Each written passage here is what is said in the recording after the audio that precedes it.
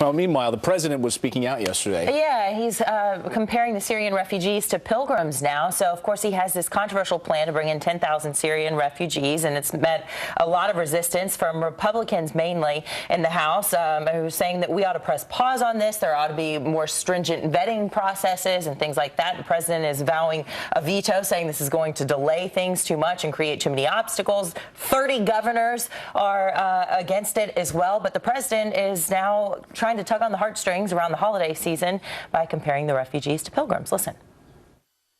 I've been touched by the generosity of the Americans who've written me letters and emails in recent weeks, offering to open their homes to refugees fleeing the brutality of ISIL. Nearly 4 centuries after the Mayflower set sail, the world is still full of pilgrims, men and women who want nothing more than the chance for a safer, better future for themselves and their families.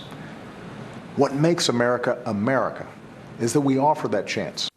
So saying that he's receiving letters from people saying, we'd like the refugees in our house. We don't have any money, but we have an extra spare room. Mr. President, we'd like to welcome them into our house. It's very clever wording, though, by the president on Thanksgiving to try to get people to think of the refugees as pilgrims, because who on Thanksgiving would have a problem with the pilgrims? But it's a surprising analogy because, yes, the pilgrims originally did come here for religious freedom, right, but he's comparing the pilgrims here 400 years ago to a group of refugees that has potentially been infiltrated by people who say they want to infiltrate and exploit the rules by ISIS terrorists who are trying to now use religion to kill as many people as possible. So obviously, the original pilgrims didn't have to go through 18 months of biometric screening. The times have changed. Yeah, the times have changed. Also, the integration in the United States wasn't clean and easy, and it wasn't like we all got together and we're all happy. I mean, we have obviously. But those buckles on their hats are so cute, Clayton. Yeah, they're so adorable with the little turkeys. But it was a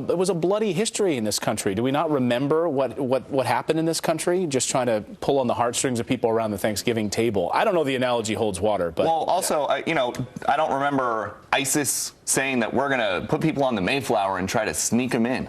Well, and you're saying that they're vowing to come in and they're vowing to do that. I mean, a lot of folks are saying this is a Trojan horse. They're trying to come in and hide with the refugees. And it isn't just a hypothetical either. It's presumed that one guy, one of these terrorists from the Paris attacks, got through with the refugees to Greece and then into France.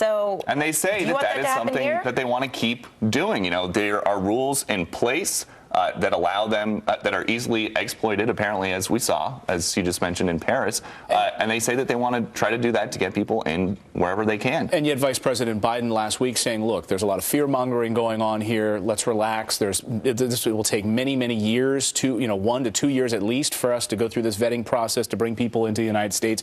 We're talking about trying to help children and moms flee this horrible crisis there. And yet the question's about Saudi Arabia. They've got an entire tent city right now that's wide open and empty. Why aren't some of the Middle Eastern countries stepping up to help take on some of these refugees? Yeah. Well,